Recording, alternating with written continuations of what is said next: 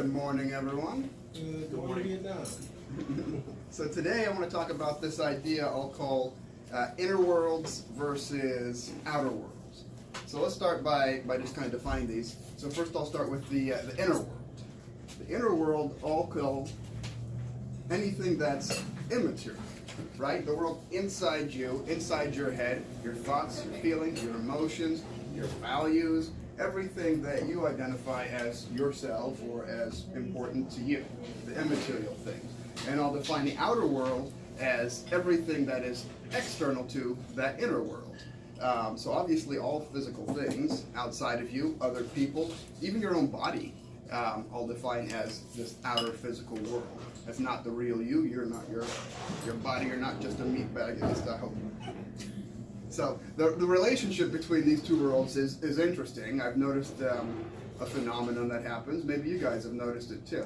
Have you noticed that your surroundings in the external world have a tendency to dictate how you feel on the inside and the thoughts that you're having on the inside?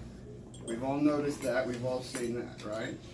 Have you noticed that how you feel on the inside and the thoughts that you're having on the inside seem to have an effect on your external world? If you are thinking about something a lot, if you really want some scrambled eggs and toast, the scrambled eggs and toast have a magical way of finding their way in front of you. Who's noticed this? Right? So there's this reciprocal sort of action that is always happening here. The inner world is affecting the outer world, and the outer world is affecting the inner world.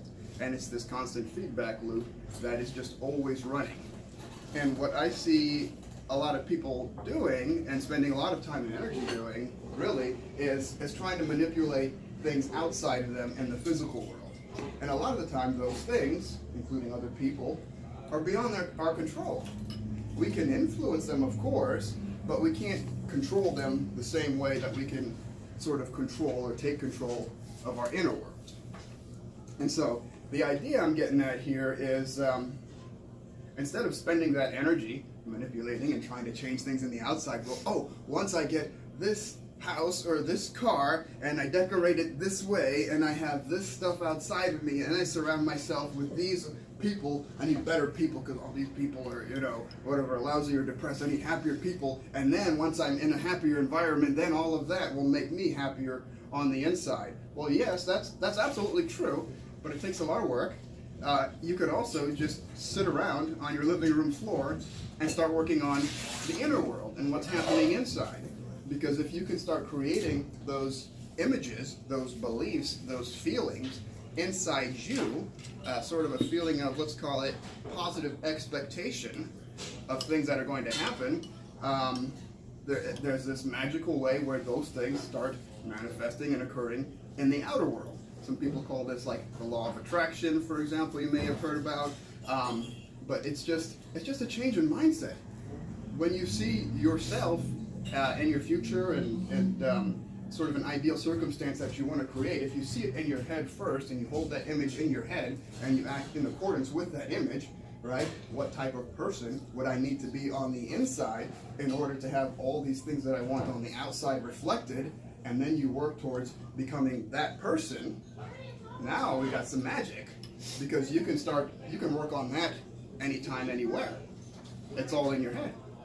And so what can we do with this? It's, this is where my practice and where I spend a lot of time comes in. I spend a lot of time with meditation like Jen, and mindfulness. I spend a lot of time doing yoga and just doing what I can to cultivate and groom my mind, because it is terribly unruly. It is. How does that saying go? The mind is a faithful servant, but a terrible master. Right. Yeah. That's the truth. It really is. But so you have to take control and start giving your mind some ideas. And for me, the way to do that is through meditation, mindfulness practice, things like self-inquiry. Just really getting in touch with myself on the inside and asking myself those deeper questions, right? I want to make 100 grand this year, or I want to find X, Y, Z, or set myself up in this life, in this situation in the world. Okay, why? And then you'll have an answer, and then you say, well, okay, why that? And what these answers almost always boil down to, in the end, if you follow the inquiry, is you just want to feel good. You want to feel happy, you want to feel connected, you want to feel loved. That's what I think we're all working towards in this life, are those feelings on the inside. The end objectives, the goals, are not actually on the outside. People try to use that as sort of a stepping stone to get to a place on the inside. But what I'm suggesting is focusing on the inside and then allowing that internal world to reflect on the outside.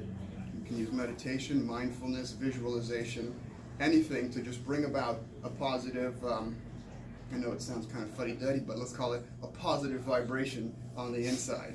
And then once you start vibrating and resonating positively and spreading sort of cheerfulness, we could even call it, or just positivity into the world, then people just start viewing you that way, and everything, your world, sort of falls into line. The people and things that are not in line with that just sort of go away and lose interest, you know? Like negative people who like talking about negative things in a negative way, they come around you and they're trying to, drag you into it, and you're staying positive. They just don't like that. Misery loves company. So they just go find someone else. You don't even have to be rude or tell them to get lost. They will just do it all on their own. So that's what I'm suggesting, is we all just take a little bit more time to think about our inner world and the outer world that we're looking to create. And in the future weeks to come, I'll talk more about bringing more meditation, mindfulness practice into our daily lives, and see where we can run with that.